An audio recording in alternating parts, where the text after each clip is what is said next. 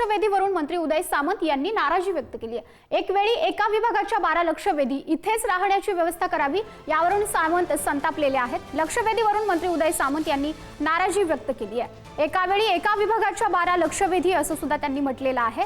लक्षवेधीवरून सामंतांनी नाराजी व्यक्त केली आहे।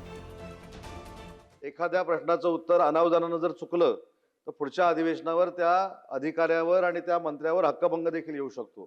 त्याच्यामुळे काहीतरी लिमिट असलं पाहिजे, काहीतरी वेळेचं बंधन असलं पाहिजे की त्या वेळेमध्ये ही लक्षवेधी आमच्याकडे आली पाहिजे। आज 13 लक्षवेधीमध्ये ब्रीफिंग जर घ्यायचं असेल, काल 6 लक्षवेधी होत्या नगरविकासच्या, आज देखील 6 लक्षवेधी आहेत। अधिकाऱ्यांना घरी जाऊन यायला देखील वेळ लागतो। मला असं वाटतं की विधानसभेच्या अधिकाऱ्याने देखील हे समजून घेतलं पाहिजे, नाहीतर इथंच काहीतरी राहण्याची आणि व्यवस्था करा।